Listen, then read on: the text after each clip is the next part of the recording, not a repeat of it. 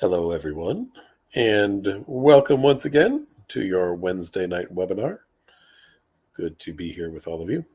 I would say good to see you, but I can't see you. You could see me, but I can't see you. So I can't say it's good to see you, but I can imagine seeing you, but I can't actually see you. Anyway, we'll give everyone a minute or two to come in. Wednesday night webinar brought to you by NoCD. NoCD, an online platform for the treatment of obsessive compulsive disorder, as well as BFRBs and tics and hoarding. So please feel free to check us out at nocd.com. We are there for you to assist you. Let us know what we can do to help you out. We would be more than pleased to. You can reach us at nocd.com. You can download our app.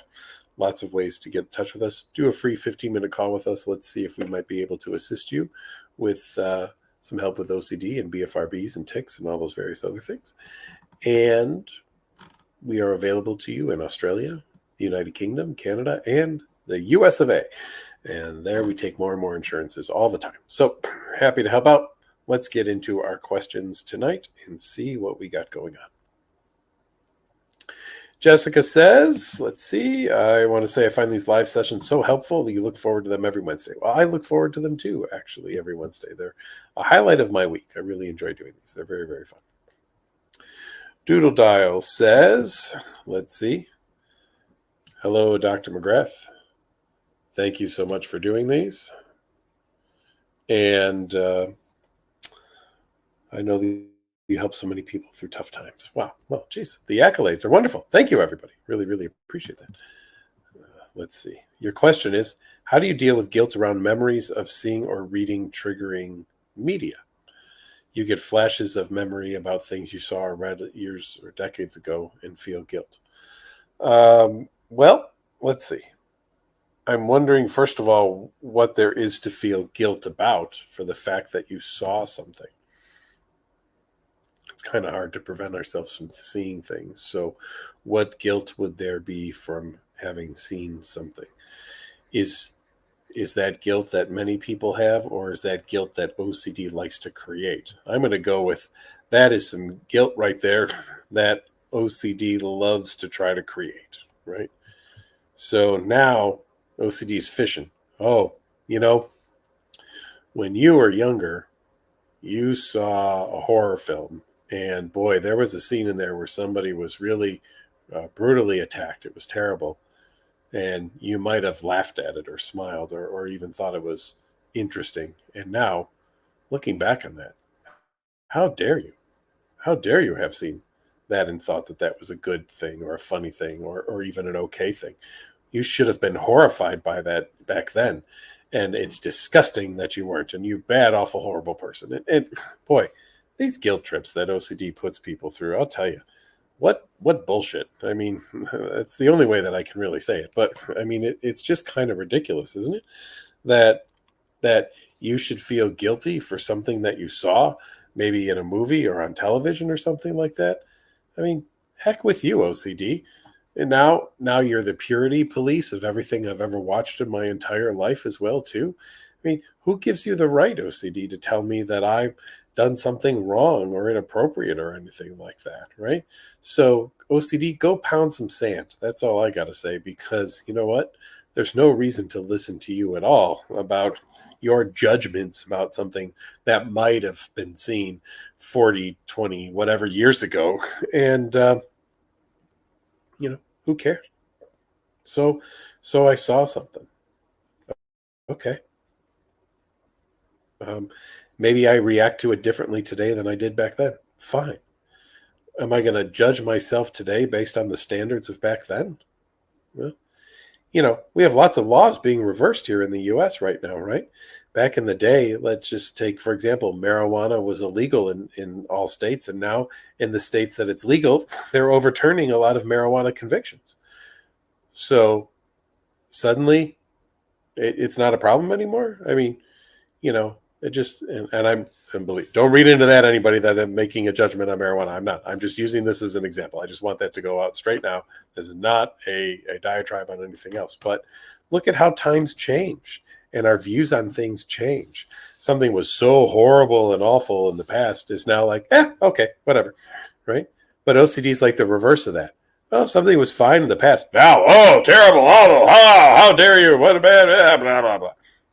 Shut up, OCD. That's all I got to say. Just shut up. All right. Joe says, hi again.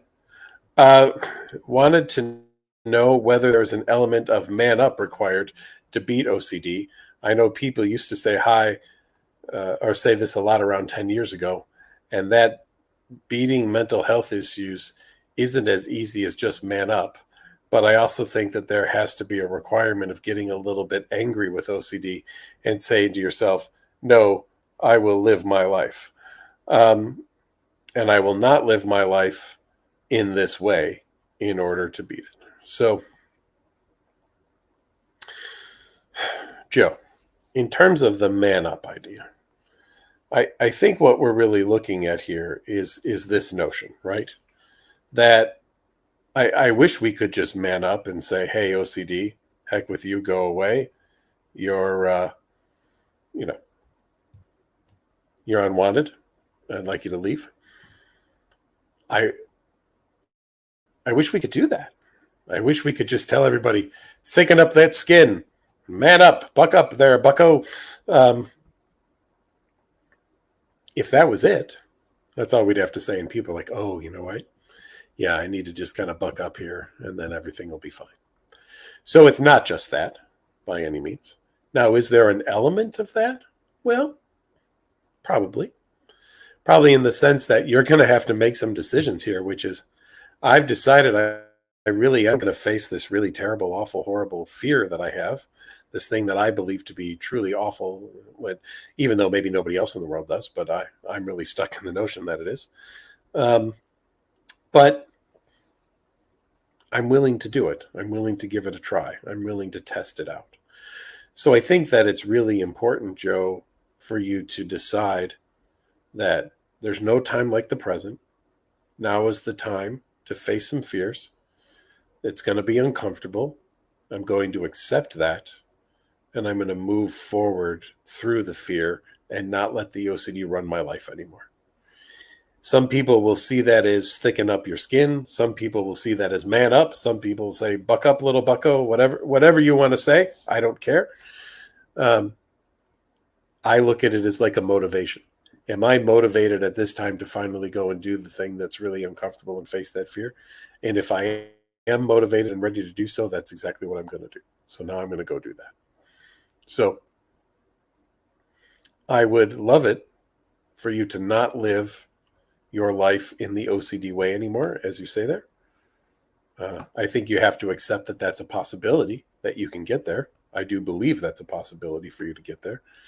I want you to know that it is a possibility to get there. And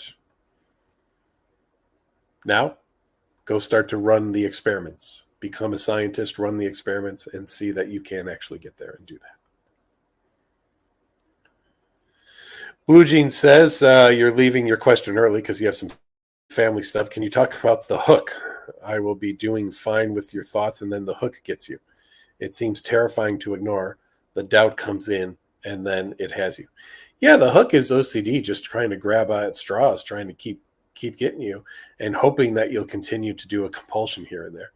Here's something that's fascinating that you might not know, but a variable reinforcement maintains things the longest. Now, what do I mean by that? As long as you do compulsions every once in a while, your likelihood of doing compulsions lasts for a very, very long time, even longer than if you did compulsions only or every single time that it was required. Variable reinforcement schedules seem to be the most powerful reinforcement schedules to all mammals. We've done tons of studies on this.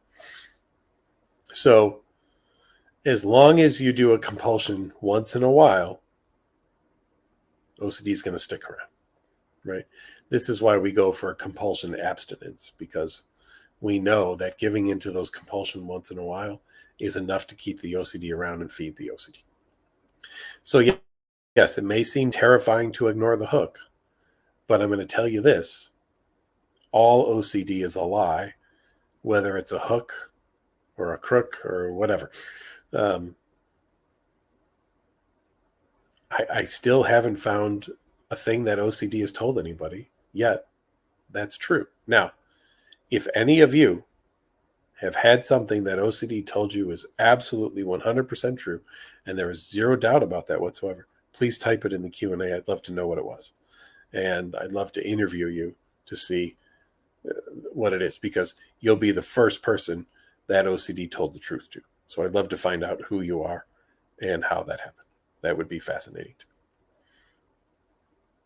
Caitlin says, how do you handle religious OCD telling you don't believe in God when you do? What is a good response to those thoughts? Well, a great response to those thoughts is, okay, whatever.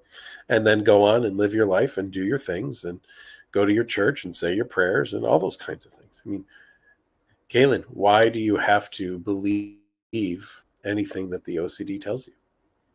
What authority does the OCD have over you and over your entire belief system? When has OCD actually told you the truth? Right? OCD tells you a lot of what ifs, gets you to have a lot of doubts and things like that. But do you have to believe anything that OCD actually says? I would contend, no, you do not, right? So OCD could tell you that you don't believe in your higher power. Okay, fine. OCD could tell me I don't believe the lights are on and that it's too dark for anybody to see you. Okay, great. Go ahead and tell me that, OCD. You could all type that in the chat as well, too. Go right ahead, right? Tell me that it's too dark to see me. I can see myself, and therefore I'm going to just go with that, right? I might have some doubts about it. Maybe all these people are telling me these things. But you know what? OCD kind of builds on this idea of conformity. There's some amazing studies that were done in conformity. Some of the most fascinating ones are you had people go into an experiment and they were sat in a theater, and on the screen they were showed a bunch of lines that were all the same size. And they start with the person all the way on the left and they go down the row and they ask them, same or different, same or different, same or different. They all say same, same, same, same, same, same, same. They do that 3 or 4 times. And then they show a picture where the last line is a different size than the rest of them. And they go to the person all the way on the left and he goes, same, same, same, same, same, same, same, same, same, same, same. And then they get to you. And 66% of the time, you're probably going to say they're the same, even though looking at them, you know they are different, right? Why? Because we conform. It's what we do. In general, we conform. Lots of studies have been done on this. So now, knowing that, what if OCD was like one of these experiments? This is really interesting to say this out loud because I've never gone down this line of thinking until right now in this very webinar. So this is kind of fun as I think about this as I go along. But what if OCD is one of those things that's trying to get you to conform and get you to believe the OCD stuff, even though it's obviously false and everyone around you knows that it's obviously false, but you've heard the message from OCD, and that's like all those people in line saying same, same, same, same, same, and you're worried, maybe it really is, even though logically I know it's not. But emotionally, am I willing to take the risk? Am I willing to take the chance? So maybe I'll just go with the OCD on the off chance that it is right, even though I don't think it is, and I don't see evidence of it. But what if I've missed something? Maybe it's just the safer route to go that way. Interesting line of thinking. I'm going to have to think about that more, and maybe we'll even do some more studies on something like that. But that will be really interesting. Wendy says, you made the call today, did the 50-minute talk, and set up your first NoCD session. Congrats, Wendy. We are very excited for you, and welcome to NoCD. Nerva says, I do response prevention with my thoughts, but what do I do about the huge, you put in all capitals, anxiety that can be on your body for days? You have health OCD.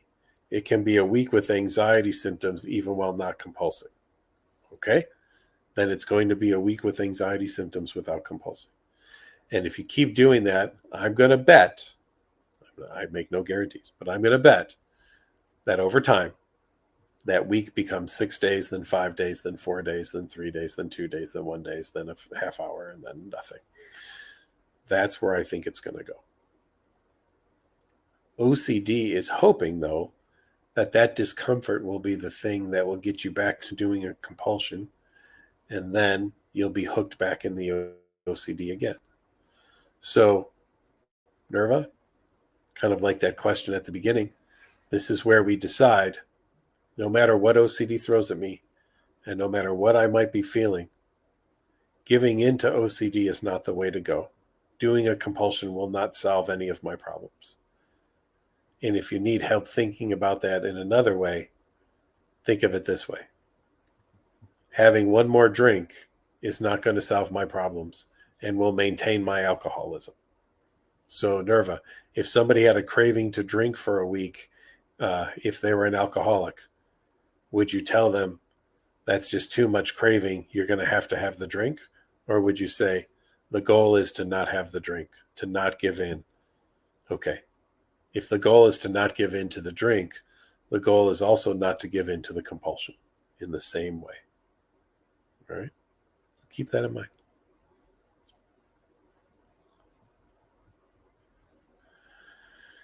Charles says, thanks, Doc. You appreciate OCD and these live Q&As. After living with OCD for 20 years, you're finally getting relief. Awesome. We're so thrilled to hear that. That's amazing.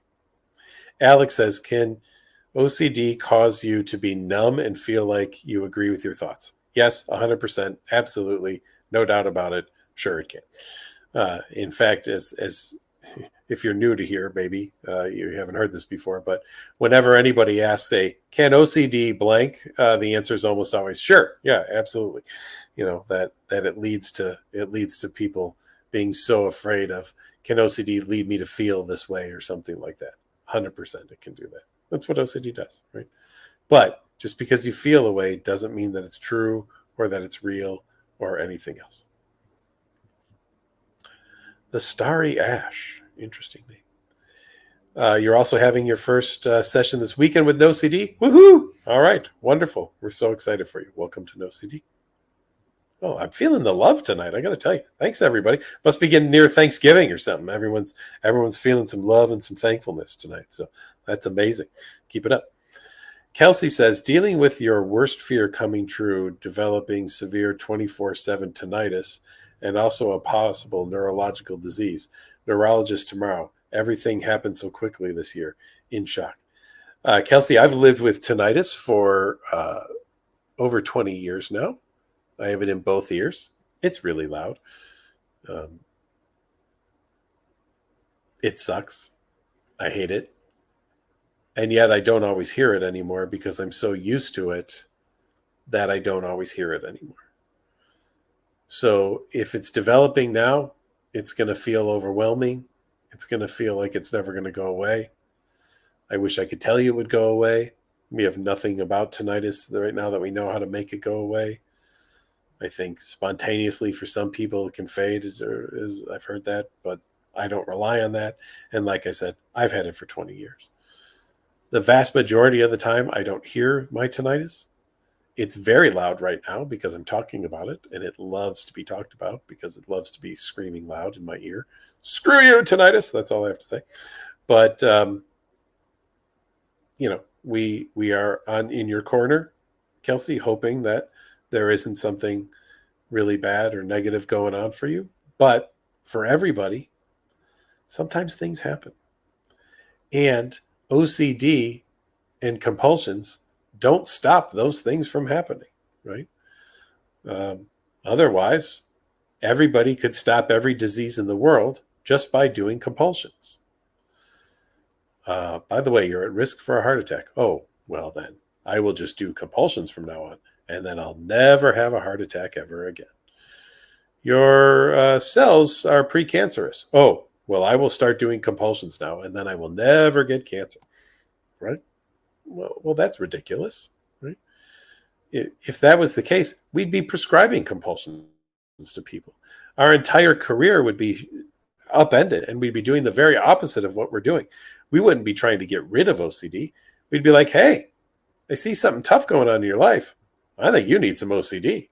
Because let me tell you, That's the way to get over this stuff and to have the life that you want to live. No, nobody would agree to that. That sounds absolutely ridiculous. That's not where we want to go. Andre says, do I think it's safe to stop ERP if OCD symptoms have been improving, but depression has been getting really bad? Your insurance is making you choose between OCD and talk therapy. Well, Andrea, here's what is good. Our NoCD therapists are now trained in behavioral activation for depression. So please talk to your therapist about that. And we've just started doing all that training with all of our folks. We're really excited about it. So, Andrea, I don't think you're going to have to go anywhere. I would like to be able to keep you right here, and we work with you on that as well, too. So check that out. Amanda says, social OCD, always thinking everyone is talking badly about you. That could be social OCD, but it could be social anxiety disorder, which is kind of a hallmark of it. So, Amanda, I would ask if you're doing compulsions or having obsessions about it. If it seems like obsessions and there's not really compulsions, or the things you're doing are safety behaviors like avoidance or reassurance or distraction, could be social anxiety disorder, because that's a very common social anxiety disorder, fear of thinking that everybody's talking badly about you or thinking about you as well too. Either way, really good ERP is going to be helpful in that situation. So I would reach out to a really great ERP therapist to get help in that area, because that is something that is very treatable, just so you know. Rear says, what kind of therapy can you do for derealization, or is medication needed to treat it?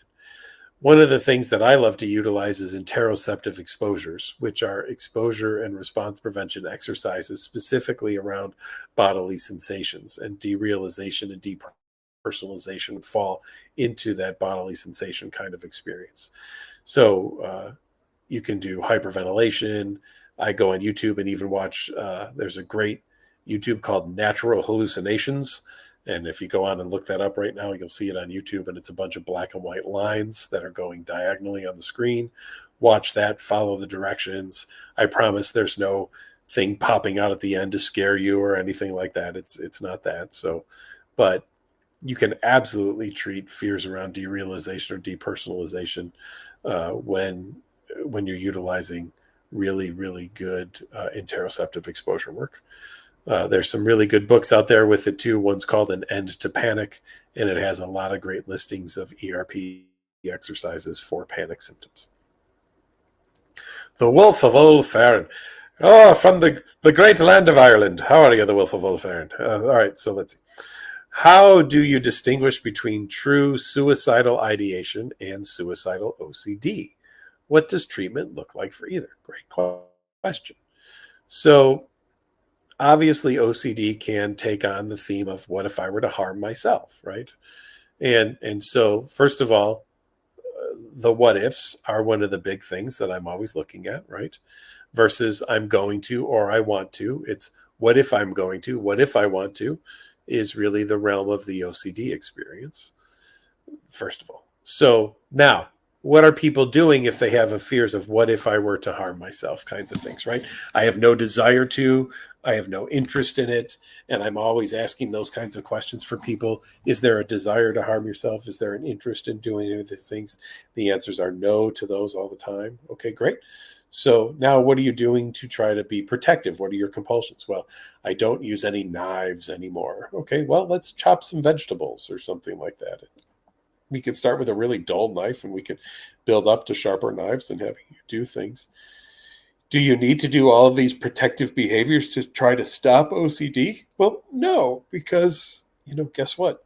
The things in OCD don't usually happen at all. So why spend all this time and energy on something that just, I've treated plenty of people who have this, kind of harm or suicide based. It's really under harm OCD, and it's a subset of harm OCD. And what if I were to harm myself? Suicidal theme kind of OCD. I haven't lost anyone to suicide who has that, because again, it's not I want to do it. It's what if I were to do it? What if I wanted to do it? What if it were to happen? What if I suddenly lose control? Kind of thing. I saw somebody on the news did all these things. What if that happens to me? And what if I do this then? And it's OCD is being plagued with the what if experience, really, for everybody. And so that's really where we wanted to go, and really we want to focus, is this notion that just because you can what if something doesn't mean you need to fear that thing, right? There's a lot of things that we can what if, but it doesn't mean that we have to be afraid of them. What if the ceiling collapses on me right now? I'm not in my typical place. I'm somewhere else tonight. I don't know how strong the ceiling is. What if it collapses on me? Should I move? Should I go outside and do this? What if a tree falls on me then when I'm outside? Well, where should I go now? Maybe the basement. What if the house collapses on me? Oh, man. How about the attic? What if I fall through and I get hurt? Oh, I can't go anywhere now without being harmed, maybe, right? So guess what I'm going to have to do? I'm going to have to accept the fact that no matter where I go or what I do, harm could come to me, right? And guess what? No matter where I go or what I do, I could harm myself. It is a possibility. And you know what I'm going to do? I'm going to live with that possibility, because to me, possibility does not equal probability. Just because it is possible does not mean it's highly probable. It doesn't mean I'm going to do it. It doesn't mean I want to do it. I'm just going to live with that. Every time I take the stairs, it's a possibility that I'm going to fall down the stairs. I know people have done that. I know people have broken bones doing that.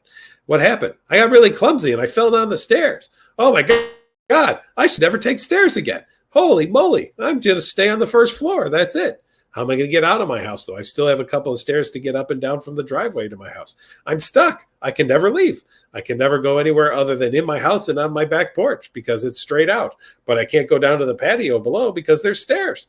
How could I do that? I'm not willing to take the chance or the risk. So, you can look at it kind of like that, right? OCD can really have a limiting effect on your life in those kinds of ways, and could tell you, is it worth taking risks in any of these areas? What if you were to harm yourself? What if you were to be harmed? What if you were to harm other people? I think we just summed up OCD right there. What if I were to harm myself? What if I were to be harmed by something else other than myself? And what if I were to be the cause of harm to others in some way? Well, that sounds like a sucky way to live if all you're going to do is think about that all the time, right? Who wants that? That sounds terrible. Not fun to me. So am I going to listen to my OCD?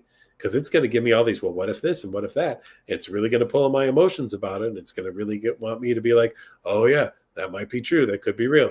Maybe it's best if I do some kind of compulsion to neutralize this, because if I don't, something bad happens. I'll feel really bad and awful and horrible and guilty because I could have done something and I didn't. Woe is me. That would be terrible. So now I'm going to live my life according to what OCD wants. And then I'm going to be angry at everybody else because nobody's going to appreciate the fact that I'm doing all of these things to try to protect them and the world from exploding or dying or something of that nature. Well, guess what? None of them even believe you're OCD. None of them asked you to do any of this. And none of them want you to suffer from OCD either. That's why their family members even call me and say, I got someone with OCD in my family. What can I do to help them? Right? Nobody wants your OCD. You don't want it. Nobody that you think you're protecting wants it or asks for it either. OCD is an intrusion. OCD is like in-laws. It goes bad after 3 days. Got to kick it out of the house, right? Stinky, smelly, just like fish and in-laws and all sorts of other things that you wouldn't want around too long, right? So they got to go. They got to go. OCD Crusher says, you're the best. All the world's a stage. Nice with the Rush quote there. Thank you so much. Samantha says, my mom had OCD to the point she was abusive. You weren't allowed to leave the house but for school, so all you ever known is her OCD. You found out you have OCD, but you don't know what that really means. Well, Samantha, I would work with a great therapist who can help you figure out exactly what that means and can get you the right treatment as well, too.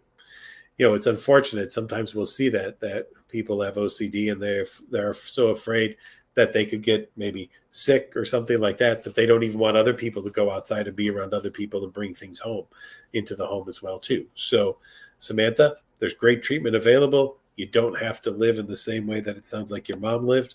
And I hope you'll reach out to us. And if NoCD can be of help with that, check us out at nocd.com. We'd be really happy to help you out. Let's see. Capor Regime says, is just saying, I'll use a different word, screw it, the ultimate solution. I feel like all the ERP and such is coping and ultimately ends up being worse for me. It works for a few days and then boom, back at the bottom. I know OCD is illogical, So don't reason with it. Don't argue with it. Just ignore, like quitting cold turkey in a way. I've seen some people do something like that, right? I do treatment according to the personality of the people who come into me. A few people have come in and said, listen, I don't do gradual stuff. I don't want a hierarchy. Just expose me to the things that I need to be exposed to. I'm like, that's kind of flooding and not how we normally do it. Nope, don't care. That's what I want. Okay. I wrote it down. That's what you wanted. And that worked for some people. So, you know, you might not be a person who enjoys the gradual exposure kind of work and you just want to get right to the top. There are some people that are willing to do that and grit through it and learn from it. And there's other people who would get scared away from that and run, and it wouldn't be helpful to. So we've got to do therapy kind of on a case-by-case basis to know that we're really being as helpful as we possibly can to the people that we're working with. Is there a component of screw it though? I think there is a little bit, just like the as we talked about earlier, the buck up kind of thing. Buck up, screw it, let's go. Yeah, you're going to have to finally come to a point where you're going to say, I have to stop listening to OCD. I have to stop trusting OCD. It has never once done anything in my best interest for me whatsoever, and it is time to move on and away from what OCD wants from me, because it's just not doing anything for me whatsoever. So,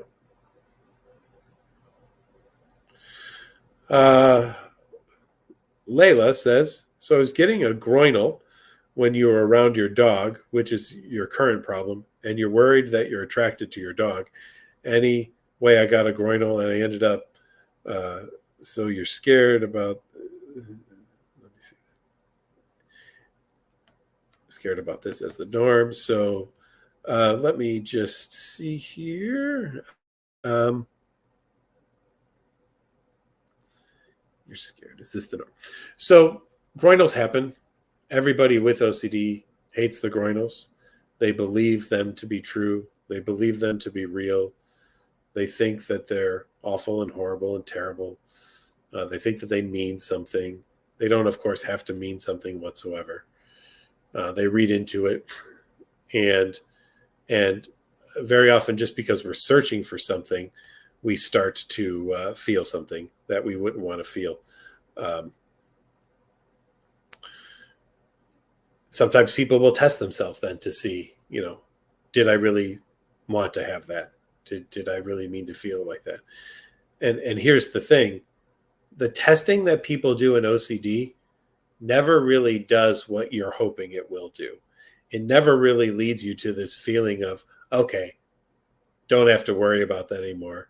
It just leads, I've seen, to more confusion and more harm and more pain for people.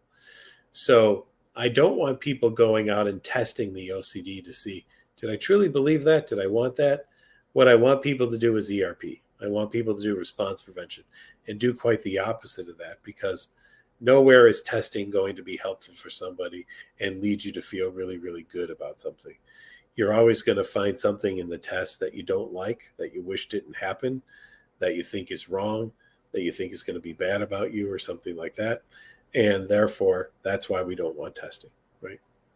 I mean, people have really even at times put themselves in danger trying to test some things about OCD. And so that's why none of us suggest that testing is the way to go. We're not here to test if OCD is right or wrong.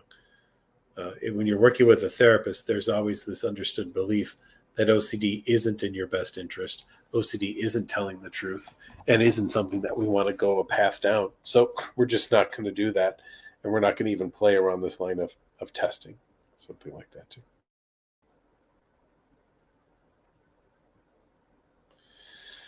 Thanks for holding these sessions, says SM. I meant to kindly ask, what are some tips to deal with uncontrollable mental compulsions and rumination?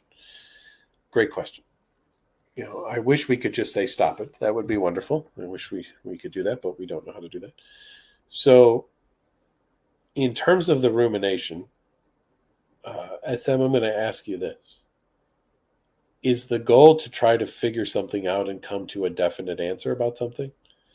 Because if it is, I'm going to tell you now that's not going to be achievable. And the reason that is not going to be achievable is because no one's been able to figure that out yet. right? No one's been able to get to that point of satisfying OCD with all of the answers. So I'm wondering if these mental compulsions and ruminations, if you're searching for an answer that is really unattainable, that you're not going to find or discover because there's no way to actually attain it. That's what I would be concerned about, right? So if we know that you're not going to attain something, and you can ask anybody on here who's got OCD, have any of you with OCD actually attained everything that OCD wanted you to attain? If there is anybody who the answer is yes, again, let me know, because I want to interview you, because you've discovered something that no one with OCD in the world, in all of history, has ever discovered before. But since OCD isn't going to get to a point of satiation where it's going to feel like everything that it's wanted has been achieved, you're always going to be doing more. So SM, whatever you're doing mental compulsions about or ruminating about and trying to figure out, I just want to be really honest with you. You're never going to figure it out to the level that OCD is going to be okay with it. It's not going to happen. And so therefore, are you willing then to say, you know what? It's time to move on from that. I can't give OCD what it wants. It's just not going to happen. So instead of trying to satisfy OCD and give OCD what it wants, instead, I'm going to learn to live with the doubt and the insecurity and the uncertainty. And I'm going to be okay with that, because you know what? Everyone else in the world lives with that doubt and uncertainty as well, too. As I said a little bit earlier, I have no certainty the next time I walk up and down a flight of stairs that I will make it without falling and breaking a leg. I'm still going to do it, though, but I'm going to do it with doubt and uncertainty. How many mental compulsions should I do to try to neutralize the fear that I might have about walking up and down the stairs? How much rumination about how to walk up and down stairs must I do in order to feel comfortable with walking up and down stairs? Or can I just accept the fact that there's a chance that it might not go well, and I'll be okay with that? I'm going to live with that. That's just going to be something that I'm going to do. I hope that that's helpful. John says, any advice on dealing with coincidence OCD? For example, if you have hit and run OCD and you think you hit someone, then a few seconds later, a story of hit and run comes on the radio. Almost seems like double or stacked theme. Yeah, that'll happen by coincidence, right? And so OCD will want to take advantage of that and say, oh, see? But, John, in all those coincidences, how many times were you the one at fault for them? Would be my question, right? How many times did you discover, oh, yeah, I really am bad here in this situation? That really is on me. That really is a very, very bad thing. Is that the case? Sorry, everyone. The heater where I'm at is just cranking, and it's very warm in here, so I'm going to turn that down. I've said this story before, but I'm happy to say it again. When I was a child, there was a tree in my backyard that I liked to climb. The tree had died. My parents hired somebody to come and cut it down.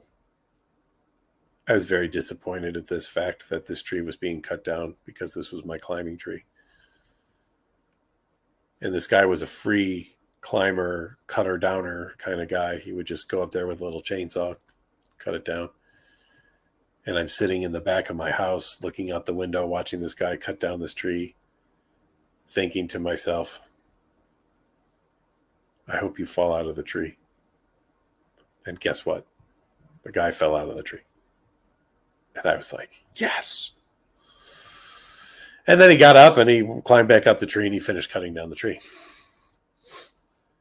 Now, since then, every time I've ever seen anybody in a tree, I've wished for them to fall out of the tree, and no one else ever has. So it appears to have been a one-time use power, or it was just a coincidence. So even if I were to have OCD about that, all of my testing ever since then of wishing everyone I've ever seen in a tree to fall out of the tree and nobody ever have, hopefully would have been enough to prove that I was incorrect in my assumptions that I had powers to pull people out of trees. But you never know. OCD is stubborn and it could stick around. Yeah, but what if the next time? But what if the next time is the time? Yeah, but what if it's the next one? So here's the deal. Coincidences, well, they are coincidences, right? You will think about things and sometimes something will happen. You can be humming a song and turn on your car and that song's on the radio. That's going to happen once in a while. You know, does it have to mean anything? Well, humans love to give meaning to things. We don't, in fact, I would contend that most humans don't like not having things with meaning. They don't like coincidence. They want to say, oh, that's because of this or that's because of that. You know, I don't know if that's due to religious reasons or spirituality reasons or just what we believe about the universe and a connection we may have to it or something like that. But for a lot of us in the OCD world and the therapists who do this, we just see as, well, sometimes shit happens, right? Sometimes things will occur like that. And that's just the way that it is. And when we're trying to work with people and teach people that, we're not trying to take away their spiritual beliefs or any of their religious thoughts about things or anything like that. We're just wanting people to recognize that by chance, things will occur that way, right? That's just the way that it is. Now, sometimes chance might work in our favor. Sometimes it works against us. Whatever. Right.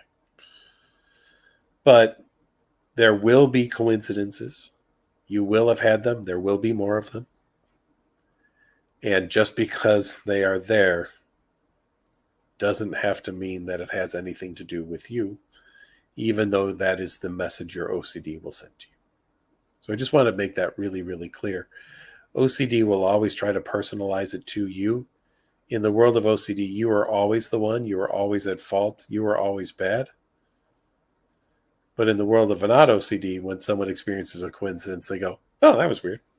And then they move on. Or, wow, that was neat. And then they move on. And they don't think much more about it. OCD kind of says you got to think a lot about things. And when you don't have OCD, you just don't think a lot about things the way you do when you have OCD.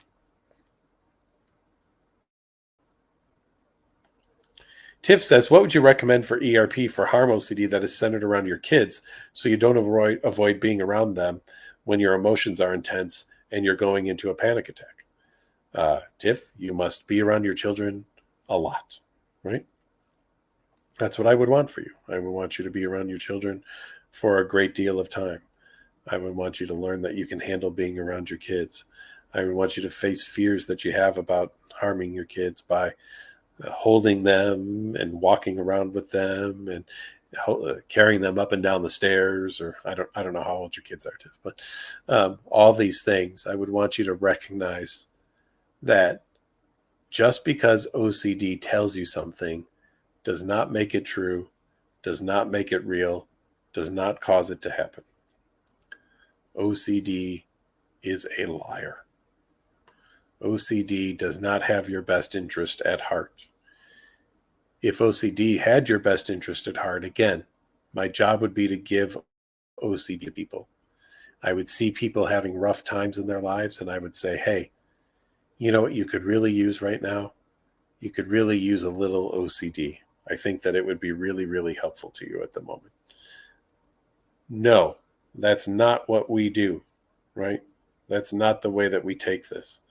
We do not want people having more OCD. We want less OCD for people. OCD does not have your best interest at heart, and OCD says the best thing you could do, Tiff, is to be away from your children. That's the only way to make sure that they'll be safe. That's the only way to make sure that they'll be okay. I say that's a lie, and I say that the research would probably show that you being away from your children would have a far more negative impact on them than you being around them. Right?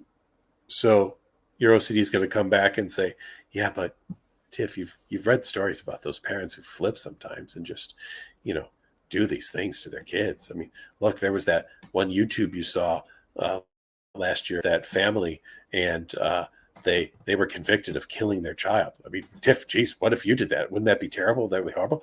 Maybe it's just safer for you to not be around your children or something like that. Well, Tiff, then, you know, do everything safe. Then, if that's the case, never drive a car ever again. Don't don't eat food again, right? Because you could get salmonella if that's the case. Or don't feed food to your children because they could get food poisoning. And don't ever take them in anywhere because they could get hurt in a car accident or something like that. And and don't let them walk, because they could fall. And at least when you're crawling, if you fall, it's just a short little fall. But if you're walking and you fall, it's much, much more significant. So have children who don't eat and don't walk, and don't ever go anywhere.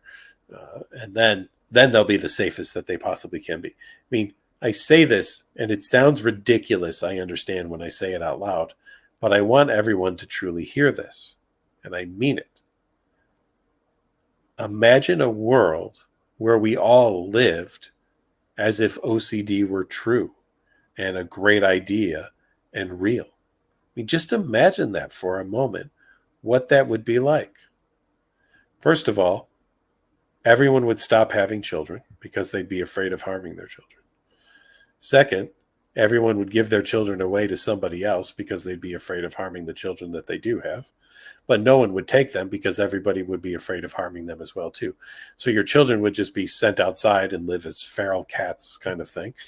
Uh, Society would end within months because no one would go and to the water station to pump water anymore because, what if on the way there they got into an accident and ran over one of the feral children that were running around now that no parents are taking care of because of the fear that they might harm them? So nobody goes to the pump station for the water. Nobody goes to the electricity plant to make electricity. Nobody goes to the gas plant to run the gas lines. And so now we have no power whatsoever in any of our homes. And we can't start fires because, what if that were to burn down our house or somebody else's house and we'd be responsible for that?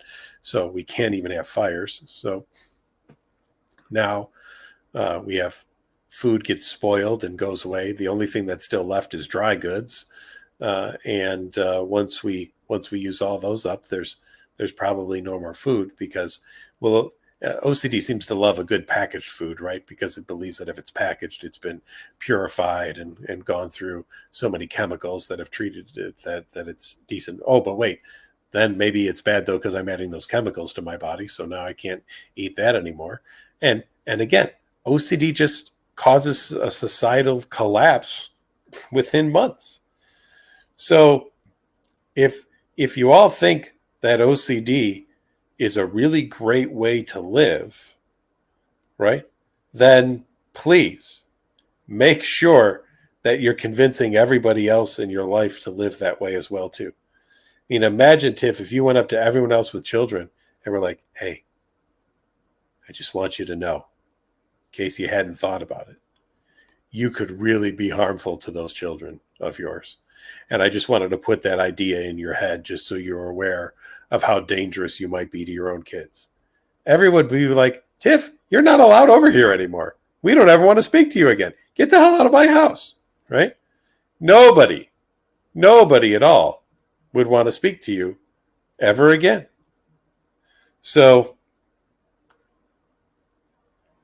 I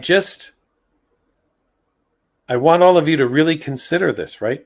Any of these questions you're asking me, which I love that you ask them, please keep bringing them in. I love doing this, like I said, every Wednesday. It's great. I love that you guys love this as well, too. That makes me really happy. This is going on almost 4 years of doing this now every Wednesday. It's unbelievable that it's that long. But pause for a moment and think to yourself, would I suggest this fear to anyone else? Would I want anyone else to do these compulsions? If anyone else told me what I'm telling myself, would I say to them, "Oh yeah, that's a great idea. Makes a lot of sense." Or would I say, "What the hell are you talking about?" And that's how I want us to start reacting to OCD. We've had a lot of discussion tonight about how to react to OCD. Maybe one of the first reactions is, "What the hell are you talking about? OCD?" You know, where did that come from? Okay. So hopefully that's helpful. Kareem says, I ended up here because I want to get better. Well, that's what we want for you as well, too. We hope that you will do that. Right? Any tips, gel pens, any tips for those times where you feel like you're stuck trying to move forward, almost like moving forward becomes the compulsion? You know, OCD can, of course, interfere with OCD treatment. We're going to see that happening as well, too. So, um, but just keep in mind,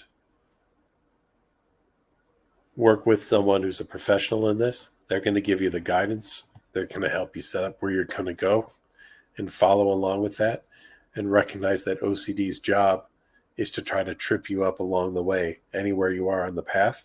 But just because it tries to do that doesn't mean that you have to listen to it whatsoever. Right? And I really hope that no one would listen to OCD or see it as a great bringer of truth into their life. Okay. Louise says, I don't have a traditional OCD theme bothering me right now, but I constantly worry about the fact that you have OCD and that it might get worse. How do I deal with this? Well, Louise, I would accept the fact that it might get worse. It's a possibility, right? But possibility doesn't equal probability. So it's not probable that it will get worse, especially if you're working with a therapist right now who can help you with that. But if you're doing no therapy or no ERP, then I think the chances of it getting worse increase, actually. So I want you to make sure, Louise, that you're actually doing something to challenge the OCD and not sit around worrying about the OCD. I don't know anyone who's gotten better by worrying about things. I don't know people who have taken action to get better and they've gotten better, feeling better that way. But I don't know people who have gotten better by worrying more about stuff. Okay. What if there's anything that would change or to you? Lisa said, would I change or add anything to my book at this point? Yeah, relationship OCD wasn't really around back when I wrote the OCD answer book the first time around. So I'd probably change some of my answers about relationship OCD in the way that I wrote it back then, because we have a very different thinking about relationship OCD now than we did before.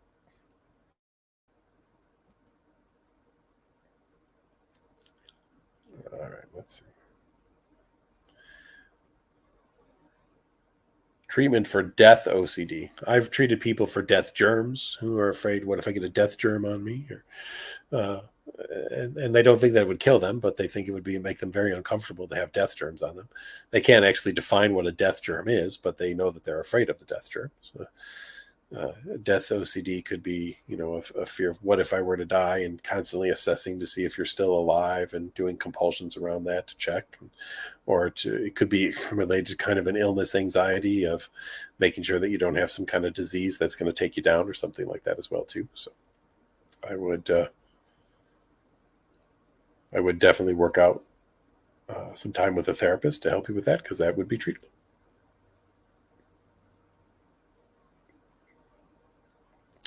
Alex says, thank you, Dr. McGrath. A lot of times, especially with my feelings, I feel like I don't have morals, and I've been struggling to eat and sleep.